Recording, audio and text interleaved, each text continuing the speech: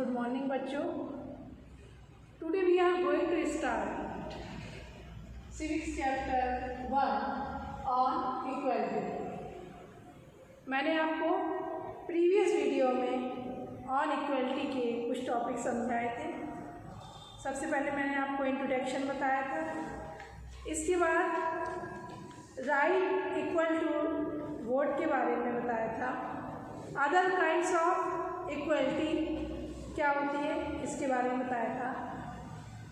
Today we will discuss these topics: recognizing dignity, second, equality in Indian democracy, issues of equality in other democracies, last topic है challenge of democracy।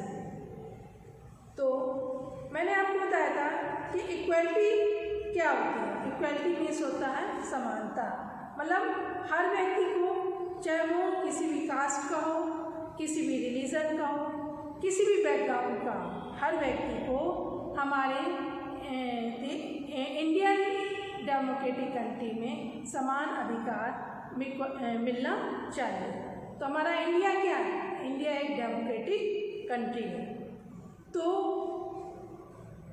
First topic पर मैं आती हूँ, recognising dignity. Dignity means क्या होता है? Dignity means होता है मतलब कि सेल्फ रिस्पेक्ट मिलना। डिग्निटी मीन्स क्या होता है? सेल्फ रिस्पेक्ट मिलना।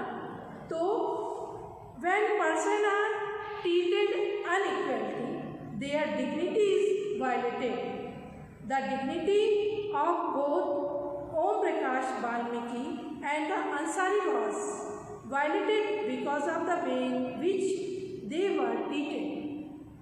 By picking on him and making him sweep the school because of his caste, Om Prakash Valmiki schoolmates and teachers hurt his dignity badly and made him feel as if he was less than equal to all other students in the school.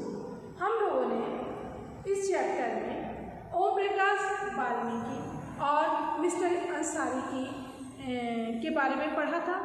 Om Prakash Valmiki क्या था? जो कि एक दलित था और उसको school में मतलब नीचे बैठाया जाता था और उससे झाड़ू का काम कराते थे। क्योंकि वो दलित था इसलिए उसके साथ अनइक्वलिटी का बिहेव किया जाता था। इसी तरह से मिस्टर एंड मिसेस अंसारी जो कि एक रेंट के लिए एक घर देखने गए थे, मगर उनको वो घर नहीं मिला क्योंकि वो लोग क्या थे? नॉन वेजिटेरियन थे और इसलिए उनको घर नहीं दिया जा रहा था। तो इस तरह से उनके साथ भी अनइक्वलिटी देखने को मिल रही थी। तो अभी तक हम समझ गए होंगे कि एक ही रिलीजन में पैदा हुए जिसमें हम रहते हैं, हमारा क्लास बैकग्राउंड को प्रैक्टिस करते हैं, मेल हो या फीमेल हो, यह चीज़ों के कारण हमें अनइक्वल तरीके से ट्रीट करता है। तो दोनों लोगों को क्या हुआ? ओम प्रकाश वाल्मीकि को और मिस्टर एंड मिसेस अंसारी को अनइक्वल तरीके से ट्रीट किया गया। उनको बोला गया कि आप अपना जो है तो मिस्टर एंड मिसेस अंसारी से कहा गया या तो आप वेजिटेरियन होंगे तो आपको रेंट में मकान दिया जाएगा या आप अपना सरनेम चेंज कर दीजिए। तो ओम प्रकाश वाल्मीकि और अंसारी को कास्ट और रिलीजन के बेस पर अनइक्वल तरीके से ट्रीट किया जाता था। तो जब लोगों को अनइक्वल तरीके से ट्रीट किया जाता है तब उसकी डिग्निटी मीन्स मतलब उसका सेल्फ रिस्पेक्ट वायलेट होती है। Om Prakash and Ansari do not deserve to be treated like this. उन्हें सेम रिस्पेक्ट और डिग्निटी मिलनी चाहिए जो दूसरों को मिलती है, परंतु उनके साथ ऐसा नहीं हुआ। नेक्स्ट टॉपिक पर मैं आती हूँ, इक्वलिटी इन इंडियन डेमोक्रेसी। हमारी जो इंडियन डेमोक्रेसी है, हमारा जो भारतीय प्रजातंत्र है, उसमें इक्वलिटी क्या है उसके बारे में बताएं। इंडियन कॉन्स्टिट्यूशन सभी को इक्वल मानता है। हमारा जो संविधान है, हमारा जो कॉन्स्टिट्यूशन है वो कब आया था? 1950 में लागू हुआ। तो हमारे जो संविधान या कॉन्स्टिट्यूशन में सभी को समान माना जाता है, इक्वल मानते हैं। इसका मतलब है कि एवरी इंडिविजुअल जो कंट्री में रहता है वह मेल है या फीमेल हो, किसी भी कास्ट या रिलीजन को, एजुकेशनल या इकोनॉमिक्स बैकग्राउंड से हो, उन्हें क्या करेंगे हम? इक्वल मानेंगे, मतलब समान मानेंगे। हमारे कॉन्स्टिट्यूशन में सभी को समान मानते हैं। अब इसका मतलब यह तो नहीं है कि इनइक्वालिटी समाप्त हो जाए, इनइक्वालिटी तो नहीं समाप्त होती है, ऐसा होता भी नहीं है। लेकिन डेमोक्रेटिक इंडिया में कम से कम principle of the equality of all person of recognise किया जाए, जबकि पहले ऐसा कोई लॉ या नियम नहीं था जो लोगों को डिस्क्रिमिनेशन से प्रोटेक्ट करे। लेकिन आज ऐसे बहुत से लॉ हैं जो लोगों को डिग्निटी और इक्वलिटी देते हैं। अब ये जो इक्वलिटी है उसको रिकग्नाइजेशन देने के हमारे कॉन्स्टिट्यूशन में कुछ प्रोविजंस हैं। पहले क्या है, क्या क्या प्रोविजंस है हमारे कॉन्स्टिट्यूशन में इक्वलिटी के लिए? फर्स्ट है every person is equal before law. इसका मतलब है कि प्रेसिडेंट ऑफ द कंट्री सिद्धांत तक सभी को एक ही लॉ फॉलो करना होता है, चाहे वो लोअर कास्ट का हो, चाहे वो अपर कास्ट का हो, चाहे वो पुअर फैमिली से बिलोंग करता हो या हाई फैमिली से बिलोंग करता हो या किसी भी कास्ट का हो, किसी भी रिलीजन का हो, सभी को एक ही लॉ फॉलो करना पड़ता है हमारे कॉन्स्टिट्यूशन में। No person can be discriminated against on the basis of their religion, race, caste, place of birth, male और फीमेल। थर्ड पॉइंट पर हम आते हैं, every person has access to all the places including playgrounds, hotels, shops and market. सभी लोग public available, मतलब सभी लोग इसका यूज़ कर सकते हैं। ऐसा नहीं है कि लोअर कास्ट वाले के लिए हम प्लेग्राउंड में नहीं जा सकता है, होटल्स में नहीं जा सकते हैं, शॉप्स में नहीं जा सकते हैं, ऐसा नहीं। हर व्यक्ति को समान अधिकार है।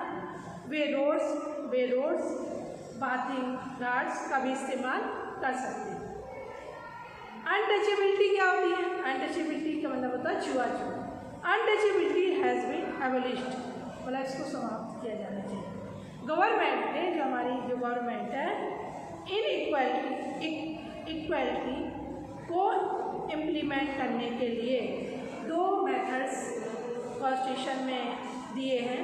एक तो लॉस के द्वारा माध्यम से, और दूसरा गवर्नमेंट प्रोग्राम या स्कीम्स जो कि डिसएडवांटेज कमेटीज़ को जो हेल्प करती हैं। इंडिया में ऐसे बहुत सारे लॉज हैं जो हर एक के राइट को इक्वल ट्रीटमेंट देते हैं। लॉज के साथ साथ गवर्नमेंट ने कई स्कीम्स को भी सेटअप किया है, जिसमें कम्युनिटीज़ और इंडियन इंडिविजुअल्स की लाइफ्स को इम्प्रूव किया गया है। और इन्हें हम क्या कर सकते हैं, जिन्हें मतलब अनइक्वल तरीके से जिन्हें ट्रीट किया जाता है, उनके बारे में भी बताया गया। One of the steps taken by the government includes the middle meal schemes।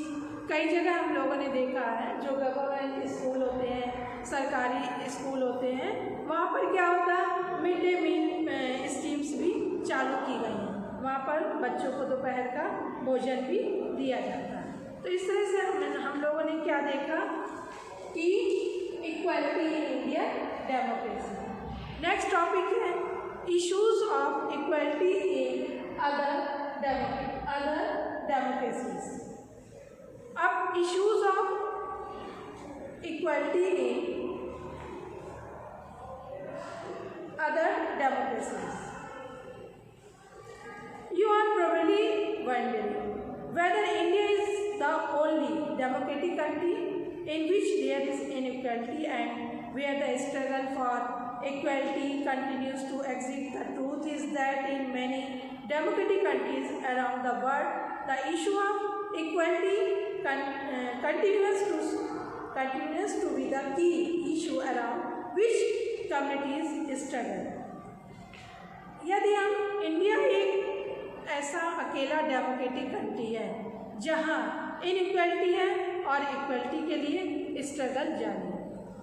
बहुत सारी डेमोक्रेटिक कंट्रीज़ हैं जहाँ इक्वलिटी एक इशू है, जैसे कि यूएसए, अफ्रीकन अमेरिकन्स, जिन्हें अफ्रीका से लाया गया, जिनके स्लैब्स को वे डिस्क्राइब करते हैं कि उनकी लाइफ्स अनइक्वल है। लेट 1950s में यूएसए हमें अफ्रीकन अमेरिकन के इक्वल राइट के लिए स्ट्रगल हुआ था।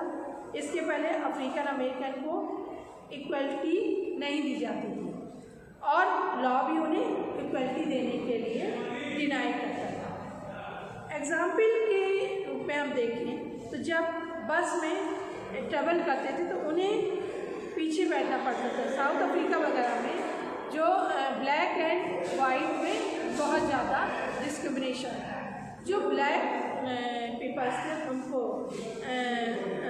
जब बस में ट्रैवल करते तब उन्हें या तो पीछे सीट पे बैठना होता था या फिर जब कोई वाइट आता था तो उन्हें सीट छोड़नी पड़ती थी। ब्लैक पीपल्स को क्या होता था, ब्लैक पीपल और वाइट पीपल मतलब काले और गोरे के बीच में डिस्क्रिमिनेशन था और जैसे ही ब्लैक पीपल्स आते थे तो उनको पीछे वाली सीट पे बैठना पड़ता था और वाइट पीपल्स जो थे मतलब गोरे लोग थे वो आगे वाली सीट पे बैठते थे। तो अफ्रीकन अमेरिकन के बारे में इसमें बताएंगे। नेक्स्ट टॉपिक है चैलेंजेस ऑफ डेमोक्रेसी। अब डेमोक्रेसी में चैलेंजेस क्या क्या हुए, डेमोक्रेसी में जो चैलेंजेस हुए तो क्या क्या चैलेंजेस हुए हमारी डेमोक्रेसी में। No country can be describe as being completely democratic. There are always communities and individuals trying to expand the idea of democracy and push for a greater recognizing of equality on existing as well as new issues. Central of this is the struggle for the recognition of all persons as equal and for their dignity to be maintained. कोई भी country complete democracy नहीं है, हर जगह communities होती हैं, democracy के idea को expand करती है और इक्वलिटी को फॉलो करने पर फोर्स करती है, जोर देती है। इस तरह से centre to this is the struggle for the recognising of all persons as equal and for their dignity to be maintain. तो आपका चैप्टर यहीं फिनिश होता है। आपको जो भी टॉपिक्स मैंने अभी समझाए आपको समझ में आ गए होंगे। आप लोग वीडियो को अच्छे से देखिएगा, अच्छे से वॉच करिएगा, अच्छे से समझिएगा। जो भी मैं एक्सरसाइज आपको सेंड करती हूँ आप लोग फेयर कॉपी में कंप्लीट करिएगा। थैंक यू बच्चों।